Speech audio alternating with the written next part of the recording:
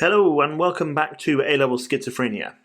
In this video we are going to continue to look at explanations for schizophrenia, but this time around we're going to consider psychological explanations instead of biological ones. This is part 1 of psychological explanations for schizophrenia, and this video is only going to focus on the outline. If you already know the outline theories and you are ready for the evaluation points, then the link to that should be on your screen now, so you can go ahead and check that out. This video is going to be split into 2 sections. Part 1 is going to look at the role of the family in the development of schizophrenia, and part 2 is going to focus more on the mind and emphasizing the role of abnormal thought processes, the so-called cognitive explanations. We're then going to finish off with a 6-mark outline so that you can see how it all fits together. So to start with, we are going to have a look at family dysfunction, which focuses on the idea that abnormal processes within a family can be a risk factor for schizophrenia.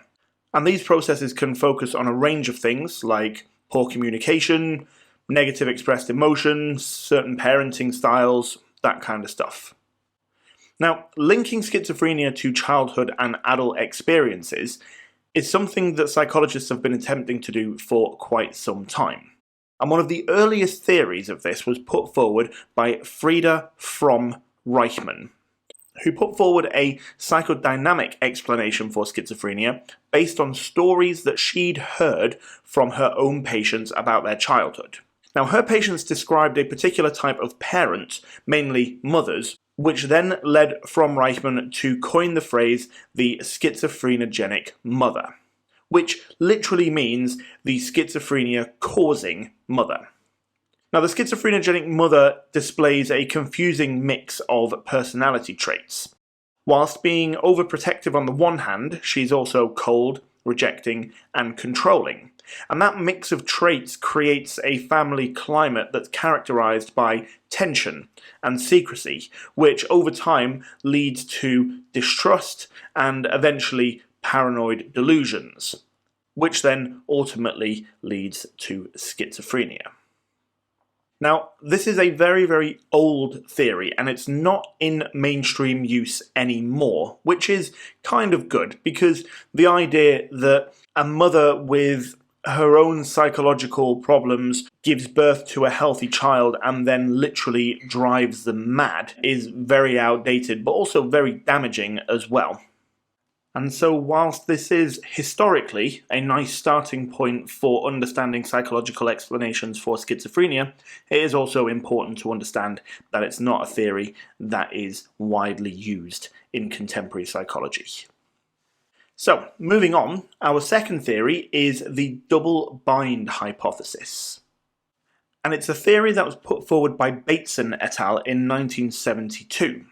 Now, double binds are situations where individuals receive 2 pieces of contradictory information. And Bateson suggests that children who frequently receive these types of messages from their parents are more likely to develop schizophrenia.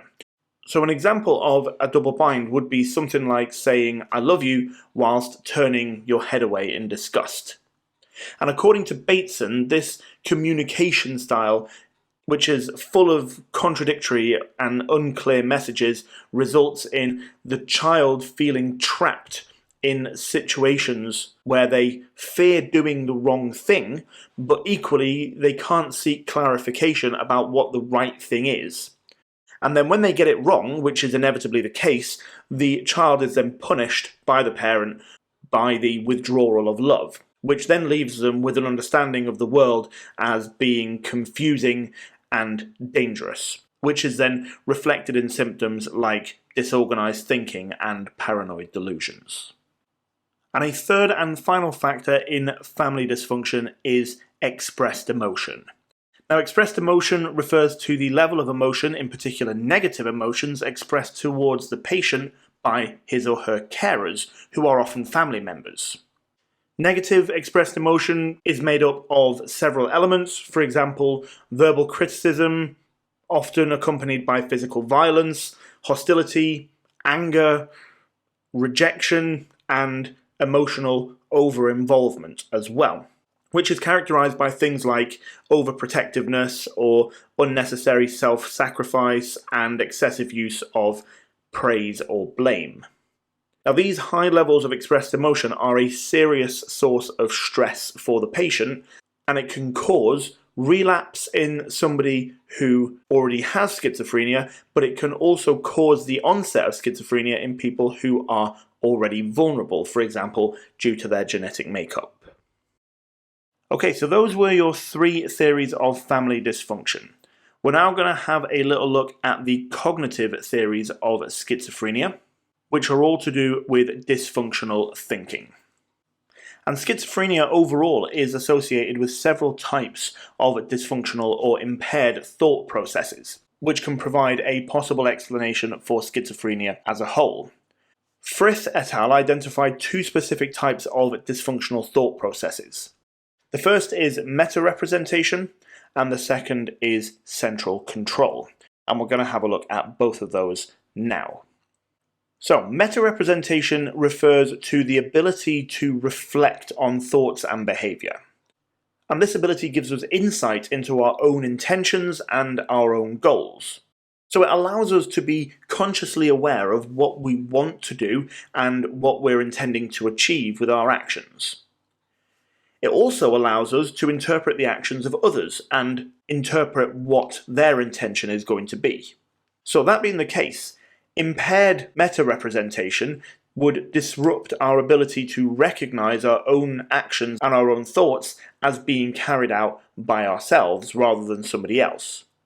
And that would explain things like auditory hallucinations and delusions like thought insertion, because somebody who has impaired meta-representation would think that the thoughts that they are having are being put into their mind by somebody else, because they don't recognize that their own thoughts or that their own speech is actually themselves having that thought or saying those words. They think it's coming from somewhere else.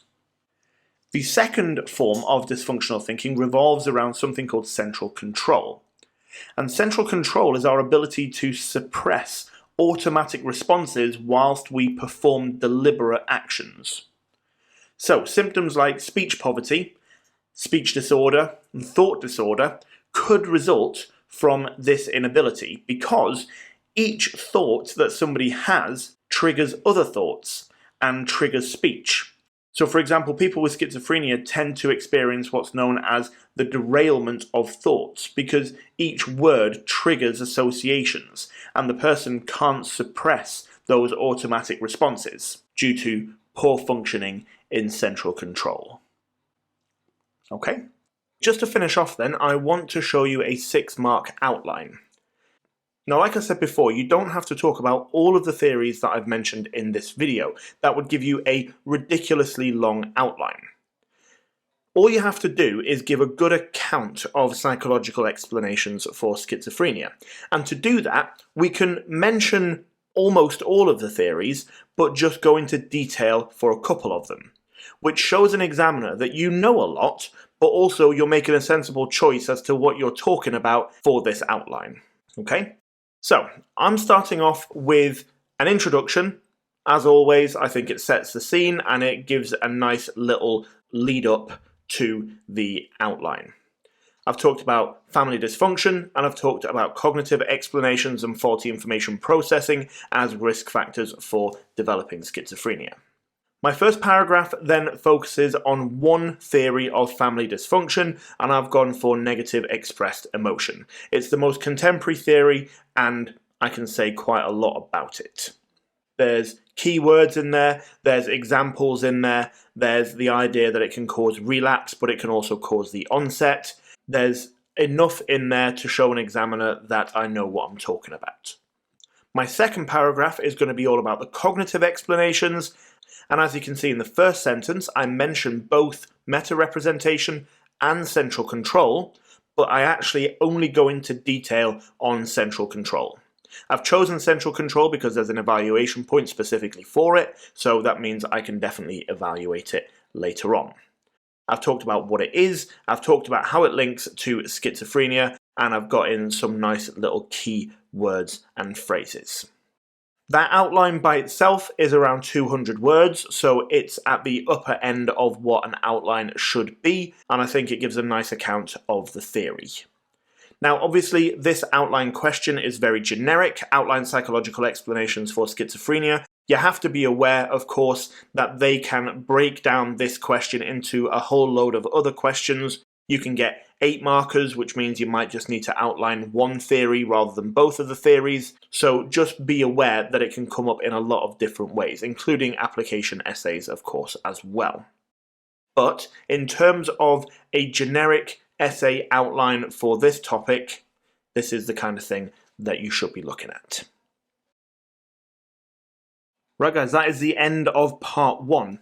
I hope all the theories have made sense, and I hope that the 6-mark outline showing you how to put them all together has also made sense. If you're ready for the evaluation points, then the link to that video should be on your screen now, so you can go ahead and check that out if you feel like you're ready to.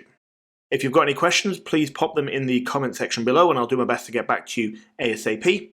I hope it's been useful, and thank you very much for watching. I'll see you in the next one.